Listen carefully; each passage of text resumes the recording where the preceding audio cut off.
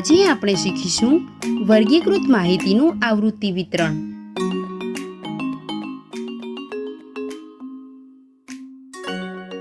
દર વર્ષે તમારી શાળામાં ફિટનેસ ટેસ્ટ જરૂરથી લેવાતી હશે।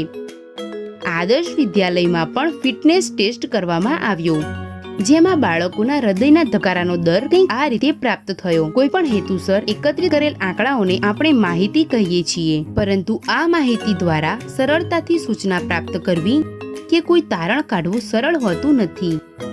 આવી માહિતી કાચી માહિતી કહે છે।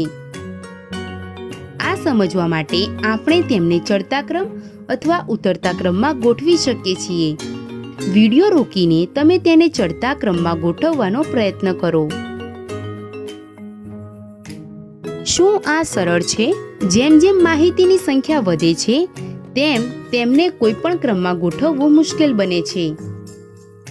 આની ગોઠવણી માટેની એક બીજી રીત છે કે આપણે એક કોષ્ટક બનાવીને તેના એક સ્તંભમાં હૃદયના ધબકારાનો દર લખીએ અને બીજા સ્તંભમાં હૃદયના ધબકારાનો દર કેટલી વાર પુનરાવર્તન થાય છે આને આવૃત્તિ ચિહ્નના રૂપમાં દર્શાવો અને ત્રીજા સ્તંભમાં આવૃત્તિ ચિહ્નની ગણતરી લખો। આ સંખ્યા આપણને જણાવશે કે માહિતીમાં હૃદયના ધબકારાના દર કેટલી વખત પુનરાવર્તન થયા છે। કોઈ અવલોકનનું કેટલી વખત પુનરાવર્તન થયું છે તેને તે અવલોકનની આવૃત્તિ કહેવાય છે।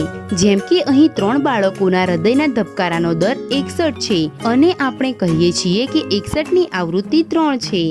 માહિતીને આ પ્રમાણે કોષ્ટકમાં ગોઠવણી કરવાથી આપણને માહિતીનું આવૃત્તિ વિતરણ કોષ્ટક પ્રાપ્ત થાય છે, કારણ કે અહીં માહિતીના જૂથ નથી બનાવવામાં આવ્યા, એટલે આ એક અવર્ગીકૃત માહિતીનું આવૃત્તિ વિતરણ કોષ્ટક છે, કેમ કે આ માહિતી વધારે અને વિવિધ છે।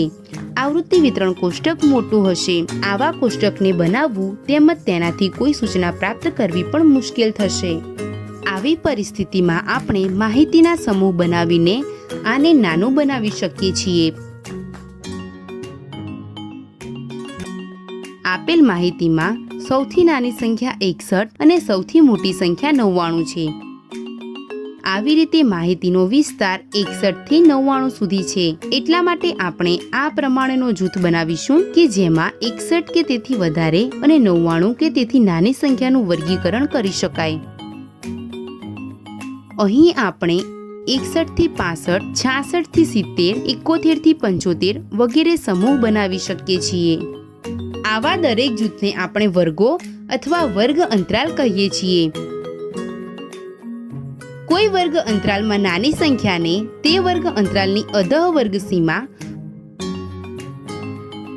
અને મોટી સંખ્યાને વર્ગ અંતરાલની ઉર્ધ્વ વર્ગ સીમા કહેવાય છે।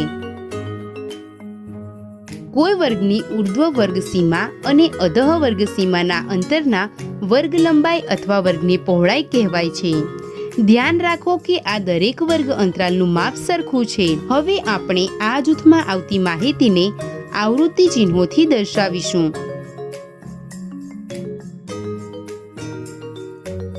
પહેલી સંખ્યા 74 છે, જેનો વર્ગ અંતરાલ 71 થી 75 માં સમાવેશ કરવામાં આવશે।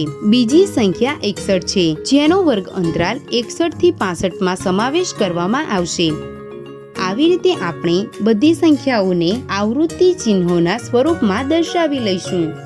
આવૃત્તિ ચિહ્નોની ગણતરીથી આપણને ખબર પડશે કે દરેક વર્ગ અંતરાલમાં કેટલી માહિતી સમાયેલ છે, એટલે કે દરેક વર્ગ અંતરાલની આવૃત્તિ શું છે। આ પ્રકારનું કોષ્ટક જેમાં માહિતીનું જૂથ બનાવીને એટલે કે વર્ગીકૃત કરીને ગોઠવવામાં આવે છે, જેને વર્ગીકૃત માહિતી આવૃત્તિ વિતરણ કોષ્ટક કહેવાય છે। હવે આપણે આ કોષ્ટકથી માહિતી વધારે સહેલાઈથી પ્રાપ્ત કરી શકીએ છીએ, જેમ કે 25 બાળકોના હૃદયના ધબકારાનો દર 71 થી 75 ની વચ્ચે છે। આપણે આપેલ માહિતીને વર્ગીકૃત કરવા માટે 60 થી 65, 65 થી 70, 70 થી 75 વગેરે જૂથો પણ બનાવી શકીએ છીએ। ચાલો માહિતીને આ જૂથમાં વર્ગીકૃત કરીએ। પહેલી સંખ્યા 74 છે, જેને આપણે 70 થી 75 ના વર્ગ અંતરાલમાં સમાવેશ કરીશું। બીજી સંખ્યા 61 છે, જેનો આપણે 60 થી 65 ના વર્ગ અંતરાલમાં સમાવેશ કરીશું। ત્રીજી સંખ્યા 65 છે। શું તમે જણાવી શકો કે આનો આપણે કયા જૂથમાં સમાવેશ કરીશું? વિચારો વિચારો। અહીં આપણે જોઈએ છીએ કે સંખ્યા 65નો 60 થી 65 અને 65 થી 70 આ બે જૂથમાં સમાવેશ કરી શકાય છે, પરંતુ જો આને બંનેમાં સમાવેશ કરવામાં આવે છે તો તેની ગણતરી 2 વખત થશે, જે ખોટું છે. તેનાથી બચવા માટે આપણે પરંપરા પ્રમાણે સામાન્ય આવૃત્તિને ઉર્ધ્વ વર્ગ અંતરાલમાં સમાવેશ કરીએ છીએ. આવી રીતે આપણે 65નો 65 થી 70ના વર્ગ અંતરાલમાં સમાવેશ કરીશું. આવી રીતે આપણે બધી સંખ્યાઓનું વર્ગીકરણ કરી લઈશું. આવી રીતે આપણને અહીં પણ એક વર્ગીકૃત માહિતી આવૃત્તિ વિતરણ કોષ્ટક પ્રાપ્ત થશે. ચાલો પહેલા કોષ્ટકની સરખામણી આ કોષ્ટક સાથે કરીએ. શું તમને આ બંનેમાં કોઈ તફાવત જોવા મળે છે? વિચારો.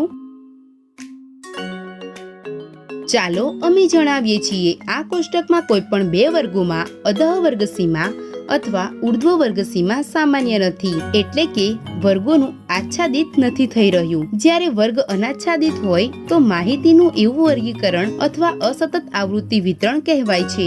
આવી રીતે આ એક અસતત આવૃત્તિ વિતરણ કોષ્ટક છે.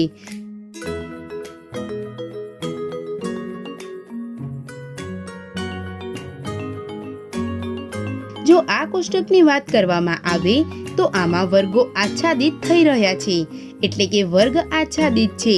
આંકડાઓના આવા વિતરણને આપણે સતત આવૃત્તિ વિતરણ કહીએ છીએ. તેનાથી આપણને સતત આવૃત્તિ વિતરણ કોષ્ટક મળે છે. આગળના વિડીયોમાં કેટલાક ઉદાહરણોને જોતા આપણે આના વિષયમાં ચોક્કસ ચર્ચા કરીશું. આજે આપણે શીખ્યા વર્ગીકૃત માહિતી આવૃત્તિ વિતરણ. આગળના વિડીયોમાં તેનાથી સંબંધિત કેટલાક રસપ્રદ ઉદાહરણોને ઉકેલીશું.